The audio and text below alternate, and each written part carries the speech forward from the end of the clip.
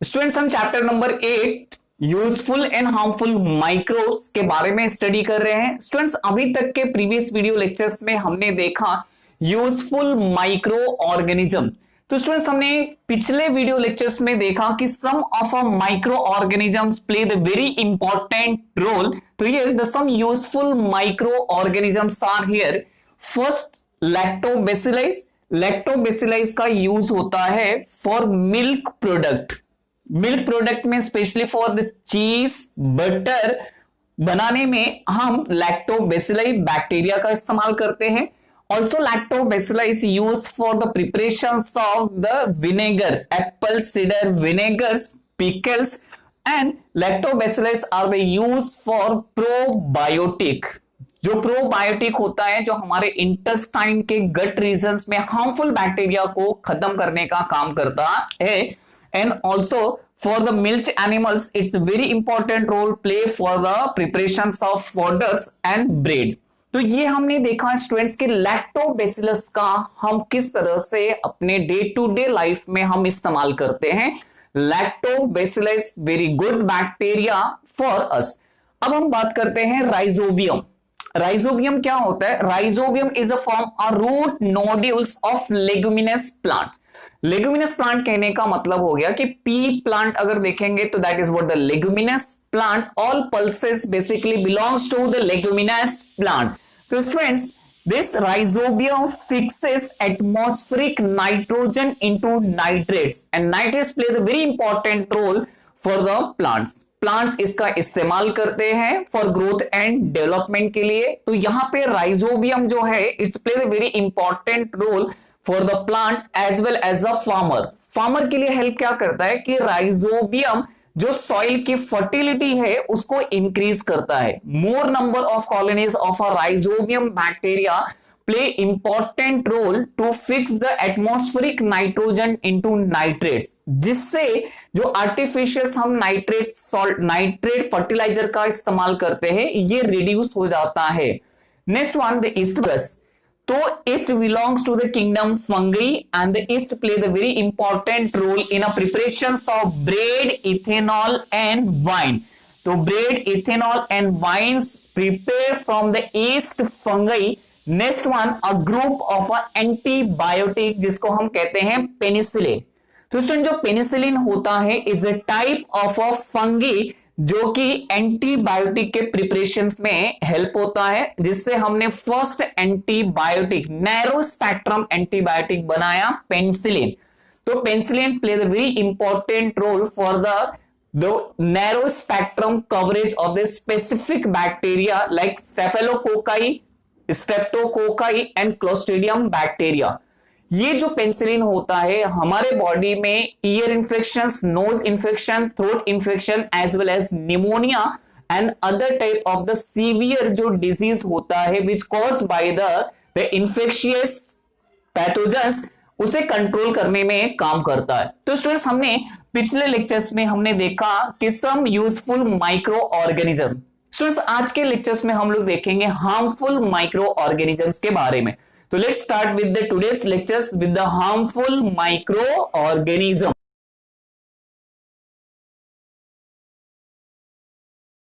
आज का जो टॉपिक है अपना हार्मफुल माइक्रो ऑर्गेनिजम्स।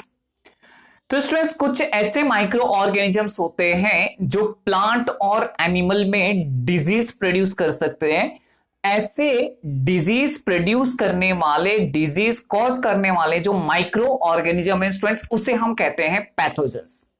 और कुछ ऐसे भी माइक्रो ऑर्गेनिजम्स है जो फूड सब्सटेंस पे ग्रो होते हैं और इस फूड सब्सटेंस में वो टॉक्सिक सब्सटेंस प्रोड्यूस करते हैं, जिससे कि हमारा जो फूड है that become as a poisonous. तो food poisoning cause illness and even death. तो ये हमारे हेल्थ के लिए एक हार्मफुल एक प्रोड्यूस करते हैं। Some microorganism spoil material like cotton cloth, leather and wood. तो आइए ये पॉइंट्स हम यहां पे समझते हैं। हार्मफुल माइक्रो ऑर्गेनिजम्स का जो फर्स्ट पॉइंट है स्टूडेंट्स क्या है? Some microorganisms cause diseases in plants and animals. तो अगर ये प्लांट और एनिमल में डिजीज प्रोड्यूस करते हैं तो इनकी वजह से प्लांट की हेल्थ और एनिमल की हेल्थ डिटोरिएट होती है। तो सच डिजीज कॉजिंग माइक्रो ऑर्गेनिजम्स, जो ये डिजीज प्रोड्यूस कर रहे हैं, ऐसे माइक्रो ऑर्गेनिजम्स को हम क्या कहते हैं? पैथोजेंस कहते हैं। Some microorganisms grow in food substance. जैसे अगर आप ब्रेड ले लो, ब्रेड को कई दिनों तक रखेंगे तो ब्रेड के ऊपर फंगस ग्रोथ आता है। उसी तरह से हमारे घर में बना हुआ जो भी फूड सब्सटेंस है, अगर हम बहुत देर तक उसको ओपन स्पेस में रखते हैं तो दैट स्पॉइल। क्यों होता है? इट्स अंडरगोज द डीकंपोजिशन, जिसमें से बहुत सारे हार्मफुल बैक्टीरिया प्रोड्यूस हो जाते हैं और ये बैक्टीरिया उस फूड को टॉक्सिक सब्सटेंस में कन्वर्ट करते हैं, which are unhealthy for us.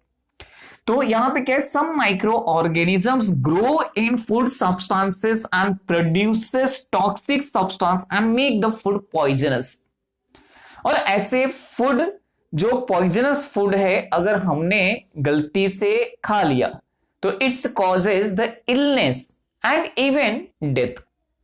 तो फूड पॉइजन हो सकता है।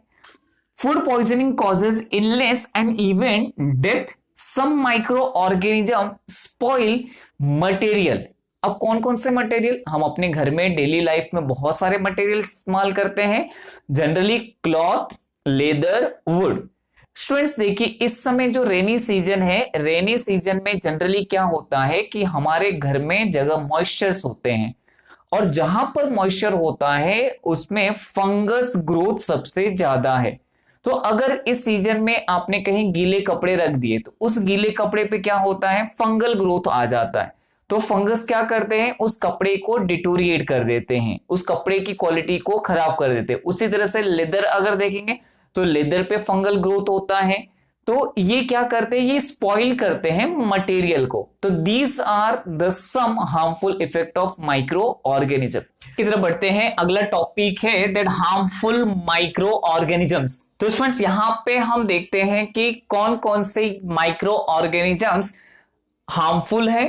तो फर्स्ट क्या है? Fungi, bacteria, virus and protozoa. ये सभी microorganisms is causes the harmful effect in animal as well as plant. तो आइए देखते हैं कि ये जो हार्मफुल माइक्रो ऑर्गेनिज्म से, इनसे हमें किस प्रकार की डिजीज होती है, यानी कौन कौन से डिजीज हो सकते हैं। अगर फंगी की बात करेंगे तो फंगी जो फंगस होता है ये मॉइस्चर प्लेस पे ग्रोथ होता है। जहां पे मॉइस्चर होगा वहां पे फंगल ग्रोथ ज्यादा होता है। तो फंगस क्या करते हैं कि हमारे जो भी लेदर के हैं, कॉटन के हैं, ये सभी मटेरियल को डिस्ट्रॉय करते। तो first, fungi also causes the food poisoning, dandruff, ringworm and स्कैबिस। यानी ये सभी जो डिजीज होती है ये किसकी वजह से हो रही है? फंगस की वजह से होती है। तो fungi causes the food poisoning, dandruff, ringworm and स्कैबिस। उसी तरह से अगर हम बैक्टीरिया की बात करें स्टूडेंट्स, तो बैक्टीरिया ऑलरेडी हमने देखा कि दो टाइप के बैक्टीरिया होते हैं, gram positive and gram negative bacteria. तो bacteria causes pneumonia, leprosy, cholera. ये जो डिजीज होती है ये किसकी वजह से होती है? बैक्टीरिया की वजह से होती है। उसी तरह से अगर हम वायरस की बात करें तो virus causes the disease like AIDS, hepatitis, influenza, chicken pox, bird flu, swine flu and corona. And protozoa की बात करें तो प्रोटोजोआ क्या है? Protozoa causes the malaria and amoebiasis. तो ये जो हार्मफुल माइक्रो ऑर्गेनिज्म है, fungi, bacteria, virus and protozoa causes the different type of a disease in human being। तो आइए इसमें से कुछ माइक्रो ऑर्गेनिजम्स के बारे में हम स्टडी करेंगे जो टेक्स्ट बुक में दिया हुआ है। माइक्रो ऑर्गेनिजम्स का अगला जो सेक्शन है वो है फंगी। तो आइए देखते हैं fungi with the help of an examples of bread mould. Student generally जो फंगस होते हैं इन्हें हम नेकेड आईज से भी देख सकते हैं। तो some of the fungus are like rhizopus, bread moulds can be visualise with the magnifying glass. तो आइए देखते हैं ये फंगी किस तरह से हमारे हेल्थ पे इफेक्ट डालता है और जो डे टू डे लाइफ में हम चीजें इस्तेमाल करते हैं, कॉटन, लेदर, इनके ऊपर इसका क्या इफेक्ट होता है। The first, microscopic spore of fungus are present the air. अब माइक्रोस्कोपिक स्पोर, स्पोर कहने का मतलब स्टूडेंट्स कि ये जो हमने एक डायग्राम लिया हुआ है, ये है ब्रेड मोल्ड और राइज, हम कहते हैं rhizoids, and these are sporangium.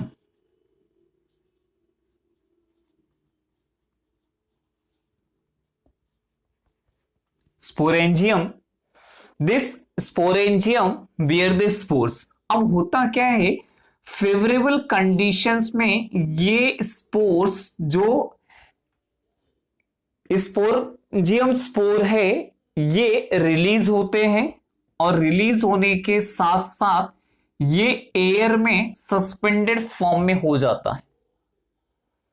तो सस्पेंडेड फॉर्म में क्या होता है कि this microscopic spores of fungi are present in the air, already air में है, रहते हैं।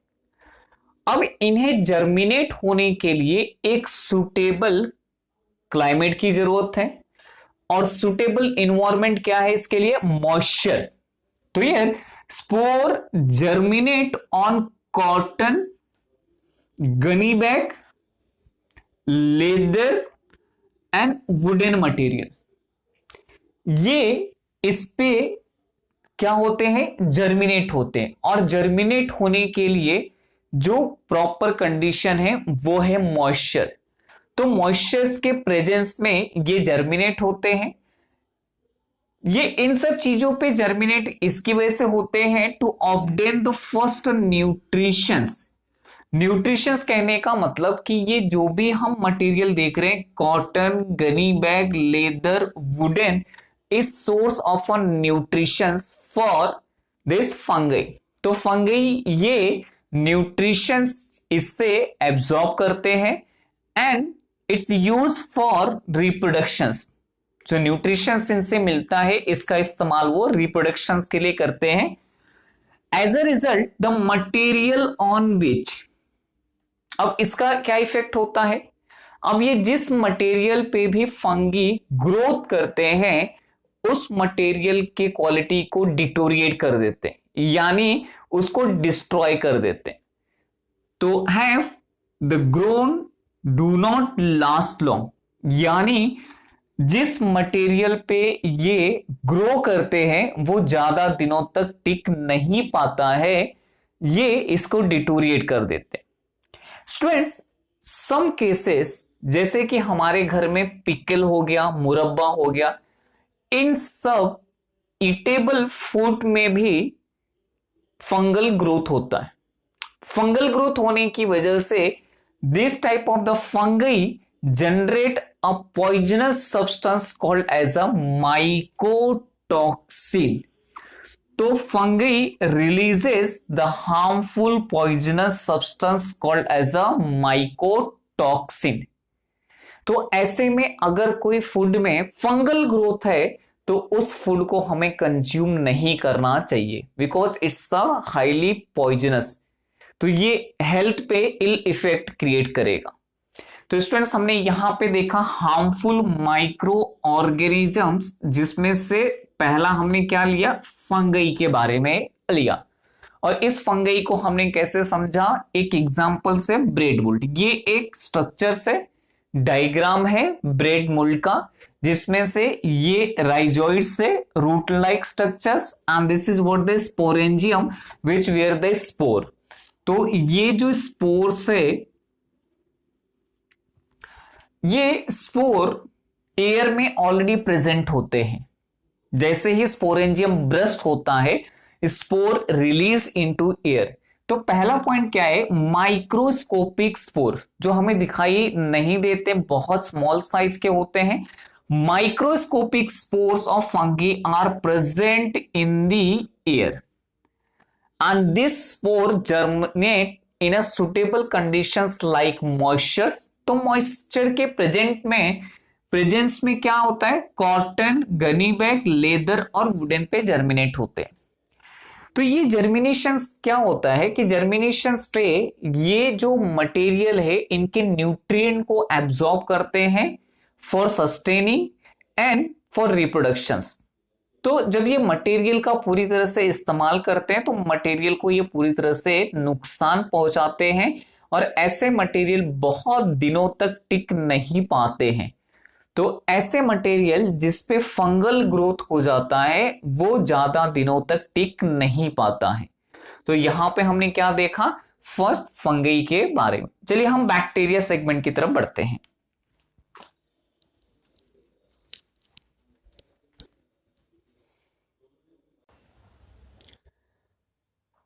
Students, various species of fungi grow on food item like pickles, murabba, jam, sauce, chutney.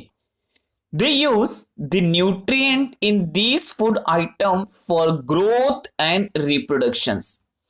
तो स्टूडेंट्स, ये जो भी फूड आइटम है that is rich source of a nutrient, जो कि फंगी अक्सर इनका इस्तेमाल करते हैं अपने ग्रोथ के लिए और रिप्रोडक्शंस के लिए। During this activity fungi release mycotoxins. Students, जब ये फंगी ये फूड से न्यूट्रिएंट एब्जॉर्ब करते हैं तो एब्जॉर्प्शंस के ड्यूरेशंस में एक ये हार्मफुल केमिकल रिलीज करते हैं जिसका नाम है माइकोटॉक्सिन।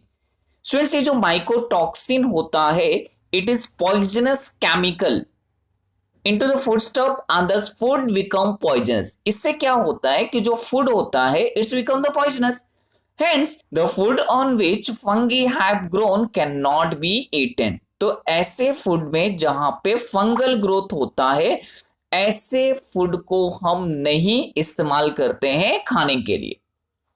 तो यहां पे स्टूडेंट्स हमने सेक्शंस कंप्लीट किया अपना, that harmful micro organism fungi.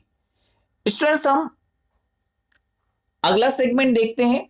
अगले सेगमेंट में है the harmful bacteria clostridium. Clostridium क्या होता है, the sometime cases of food poisoning occur during the community feast. कभी कभी ऐसा होता है स्टूडेंट्स कि फूड पॉइजन की केस हमें देखने के लिए मिलता है। आपने अक्सर न्यूज में देखा होगा कि किसी फेस्टिवल में या कहीं लोग कम्युनिटी गैदरिंग में जाते हैं और एक साथ में बहुत सारे लोग बीमार हो जाते हैं। तो ये बीमार होने की वजह क्या हो जाती है कि उन्होंने फूड जो कि है पॉइजनस फूड लिया था। तो ये जो स्पॉइल यानी जो बना हुआ खाना ये किस तरह से स्पॉइल हुआ, किस तरह से पॉइजनस हुआ, that responsible for the one bacteria, the bacteria which spoil cooked food, यानी बैक्टीरिया जिसने कुक फूड को पूरी तरह से स्पॉइल किया उसका नाम है clostridium. Out of about 100 different species of this bacterium, ये जो क्लोस्ट्रीडियम होता है इसके 100 से ज्यादा स्पीसीज होते हैं। Some are free living in the soil, where the some live in an alimentary canal of a human and other animals। तो ये जो clostridium bacteria students, clostridium bacteria कहाँ पे रहते हैं? क्लोस्ट्रीडियम बैक्टीरिया सरवाइव करते हैं या तो सॉइल में या फिर एलिमेंट्री कैनाल, हमारे इंटेस्टिनल में। These bacteria are rod shaped and produces the bottle shape in endosperms। अगर एडवर्स कंडीशंस होता है, यानी ऐसा होता है कि बैक्टीरिया के लिए एडवर्स कंडीशन से तब ये बॉटल शेप में कन्वर्ट हो जाते हैं, और जब फेवरेबल कंडीशंस होती है इन बैक्टीरिया के लिए तो ये रॉड शेप में रहते हैं। One of the special characteristics of these bacteria is they cannot be withstand in normal oxygen. इस जो क्लॉस्ट्रिडियम बैक्टीरिया स्टूडेंट्स, इसकी एक कैरेक्टरिस्टिक्स है कि ये नॉर्मल ऑक्सीजन में नहीं रह पाते हैं. They always grow in anaerobic condition. Anaerobic conditions यानी absence ऑफ ऑक्सीजन. तो this is what the harmful bacteria. अब अगर क्लॉस्ट्रिडियम की हम कुछ हार्मफुल स्पीशीज देखेंगे तो clostridium tetani, clostridium perfringens, clostridium botulinum and clostridium difficile, ये कुछ क्लॉस्ट्रिडियम स्पीशीज है which causes the harmful effect and responsible for the spoiling of food. Students, जब भी कोई फूड हम लॉन्गर ड्यूरेशन तक रखते हैं तो ये फूड में ये बैक्टीरियल ग्रोथ आ जाता है and that become the poisonous. तो ऐसे फूड जिसमें क्लॉस्ट्रिडियम बैक्टीरिया है, अगर ये फूड हमने यूज किया खाने में तो suffer from the severe to severe food poisoning cases. Students, यहां पे हमने देखा क्लॉस्ट्रिडियम स्पीसीज के बारे में, बट क्लॉस्ट्रिडियम के अलावा भी बहुत सारे हार्मफुल माइक्रो ऑर्गेनिजम्स हैं. तो आइए देखते हैं ये माइक्रो ऑर्गेनिजम्स क्या क्या हैं. Other kind of micro organisms like bacteria, viruses, protozoa and fungi are also responsible for the different diseases that affect the humans. तो स्टूडेंट्स देखिए पेज नंबर 94 पे, पेज नंबर 94 पे क्या दिया हुआ है, एक हमें चार्ट दिया हुआ है. ये चार्ट क्या है, the spread and prevention of diseases, कि जो डिजीज है, various type of disease cause by the pathogens, viruses जो बैक्टीरिया से होते हैं, ये डिजीज का मोड ऑफ इन्फेक्शन क्या है और इनसे हम किस तरह से बच सकते हैं, प्रिवेंटिव मेजर्स. तो let's start with this spread and prevention of diseases. Students, on this topic the spread and prevention of disease. तो स्टूडेंट्स, आपके सामने एक टेबल बना हुआ है. इस टेबल में नेम ऑफ डिजीज है, pathogens and mode of infections, और इस डिजीज से हम किस तरह से बच सकते हैं, दैट प्रिवेंटिव मेजर. तो आइए स्टार्ट करते हैं. फर्स्ट जो डिजीज है वो है एड्स. स्टूडेंट्स, एड्स का फुल फॉर्म होता है एक्वायर्ड इम्यूनो डेफिशिएंसी सिंड्रोम, और ये HIV वायरस से होता है. जनरली अगर हम एड्स की बात करेंगे तो एड्स स्प्रेड और AIDS is mode of infection क्या होगा, through blood and semen of infected persons. अगर कोई एड्स पेशेंट है तो उस पेशेंट्स के ब्लड ट्रांसफ्यूजन से या सीमेन की वजह से एड्स होता है. Milk of mother suffering from the AIDS, अगर किसी मदर को एड्स है तो मे भी चांसेस हो सकता है कि उसके बेटे में भी या उसके बच्चे में भी एड्स हो सकता है.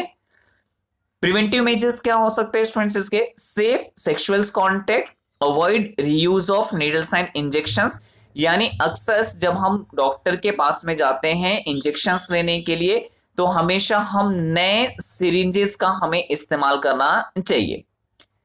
सो सेकेंड है name of disease hepatitis. Hepatitis जो होता है वायरस की वजह से होता है. ये हेपेटाइटिस होता है कंटामिनेटेड वाटर एंड फूड की वजह से. तो what is the preventive measures, clean and filtered water and proper storage of food, यानी हमें क्लीन एंड फिल्टर वाटर का इस्तेमाल करना है और जो भी फूड हम अपने डे टू डे लाइफ में इस्तेमाल करते हैं उन्हें प्रॉपरली सही तरीके से स्टोर करके रखना है. नेक्स्ट डिजीज है students influenza. Influenza is cause by the also a viruses. ये इन्फ्लुएंजा मोड ऑफ इन्फेक्शन किस तरह से होता है, contact with the infected persons. A person suffer from the influenza can be pass this disease to other persons. तो अगर हम ऐसे पर्सन से कॉन्टेक्ट हम रखेंगे तो maybe we get the influenza. इसमें हमें क्या करना है, personal hygiene and avoiding the contact with the infected persons. हमें पर्सनल हाइजीन का इस्तेमाल करना है, यानी हमें समय रहते रहते अपने जो हैंड वॉश करना है, उसके बाद में हम अपने हाइजीन की अच्छी तरह से ख्याल रखें, और जो इन्फ्लुएंजा पेशेंट है उस पेशेंट से हम क्या करें, उससे कांटेक्ट हम दूरी बना करके रखें। Measles and chicken pox. Measles and chicken pox is caused by the virus. ये भी किस तरह से होता है, mode of infection, contact with the infected persons. तो मीजल्स और चिकन पॉक्स के लिए स्टूडेंट्स वैक्सीनेशंस है। वैक्सीनेशंस अगर हम करा लेते हैं तो चिकन पॉक्स से हम सेफ रह सकते हैं। Contaminated waters and clean food. तो जो कंटामिनेटेड वाटर और क्लीन फूड है, इससे हमें क्या करना है, बचना है। तो हमें क्या करना है कि क्लीन एंड फिल्टर वाटर इस्तेमाल करना है। Next, bird flu and swine flu. Students, bird flu और स्वाइन फ्लू एक टाइप का वायरस है। ये कैसे फैलता है, contact with the infected birds and animals. इसमें भी हमें क्या करना है, पर्सनल हाइजीन का ख्याल रखना है।